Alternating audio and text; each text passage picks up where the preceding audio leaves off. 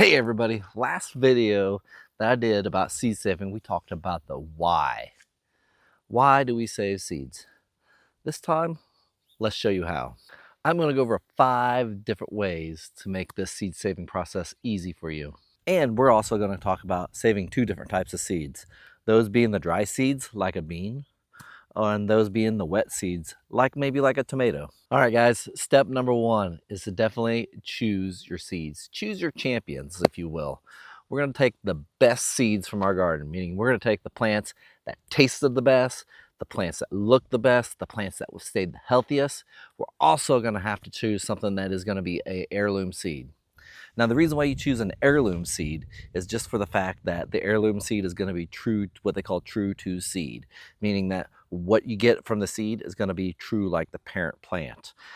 Hybrid seed, you're going to have some issues when you got 2 cross-pollinated plants. So if you have a hot pepper and a mild sweet pepper, those can tend to cross-pollinate, and when those tend to cross-pollinate, you might end up with a sweet spicy pepper. As good as that may sound, you just don't know what you're going to get.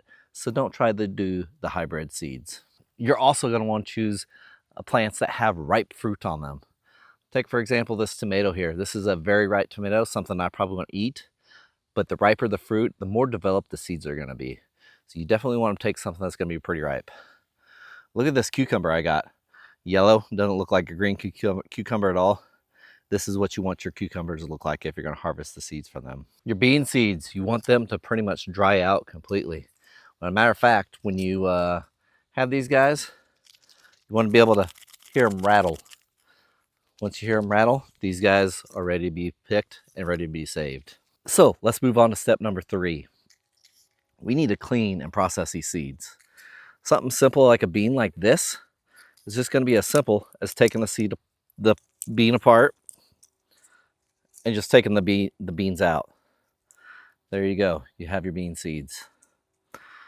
Beans are pretty simple to do, one of the simplest things to do. Pepper seeds are also relatively easy as well. Just simply cut that pepper open, slice it open. If you're using a hot pepper, you want to probably wear gloves for this, but just scrape the seeds out onto a paper towel, and then we'll let them dry. Dried flower seeds are also very, very easy to harvest. Take, for example, this guy right here. This I plucked off of one of my marigolds. Wait until you get it to this point before you pluck it off. And there you go. You have one simple seed pod that you can actually throw this in a bag. But if I open this up, I'm only going to take a few of them out. Look at all those seeds. Super simple. I would recommend just taking these off, plucking them, and putting them in a bag just like this.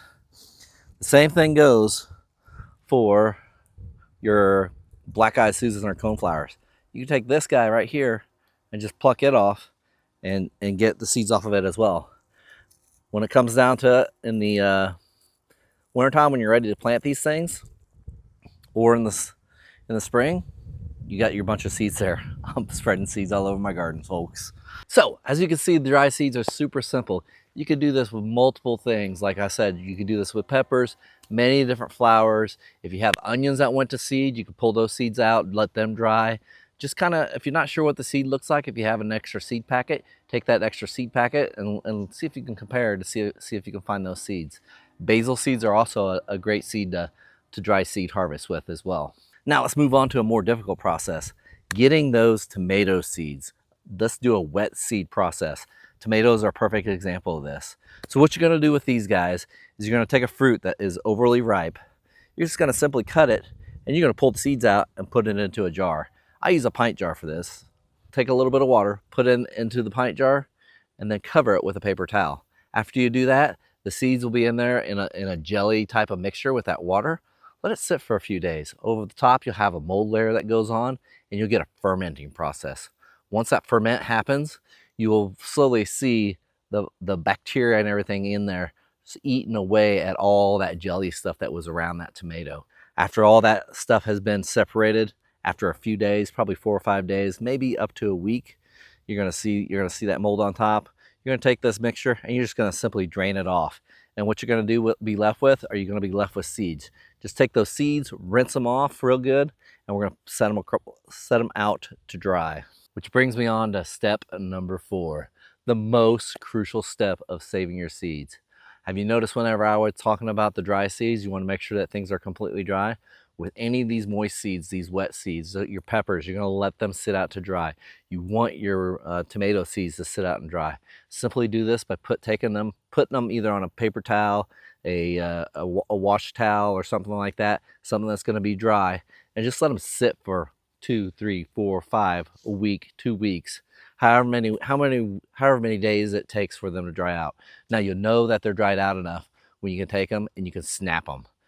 After you know that if they snap in half rather than opposing to bend, they are ready and they're ready to be stored. Your beans, you want to be able to take your beans and you want to be able to crush them. They should be somewhat brittle. They shouldn't be soft at all. You should be able to take that bean, take a hammer to it, and it should crush and split apart. And like I said, with your flower seeds, you want to make sure that they are completely dry when you pull them off the flower. A lot of times they'll sit on there and they'll hold on to their seeds over winter. That's something super simple that you can let just happen by itself outdoors. Step number 5, you have done all the hard work. Now you just need to make sure that you get these guys in a safe location for the next growing season. Do that by taking them and putting them in some envelopes. I have little coin envelopes that I use. It works fantastic for this. And make sure that you label these. Don't just assume that you're gonna know what these are from year to year to year. I would definitely label them. One, put the name of the heirloom plant that you gave it from. For example, Mrs. Maxwell's Big Italian Tomato. That's what I'm gonna do. And then you can put a sub name down there. Crock Gardener's Mrs. Maxwell Big Italian Tomato. And slowly you can evolve the name as you evolve your own plant. And then 2, make sure you put the year that you harvest these down on. That way you know that if you have a package, why do I got 2 packages of tomato seeds? Oh, one was from 2024. These are from 2025, and so on. So that way you know how old these seeds are. You can also store these seeds in glass jars if you have an abundance of them. Main mantra for this is making sure that you store them in a cool, dark, and dry place. So that's it, folks. That's all you need to do to be able to save your own seeds. Tell me, what kind of seeds are you going to be saving this year? Leave me a comment down below. Let's have a discussion about this. If you happen to land on this video first and wanting to know how to save seeds, but you still want to know why you should be saving your seeds, go check out my other video I did on this. This other video will give you some details on why you should save your own seeds. What does it mean to me for me to save my own seeds? And as always, guys, if you are liking these videos, give me a big old thumbs up, 2 green thumbs up, and get that subscribe button if you haven't done so already. Cheers, guys, and God bless.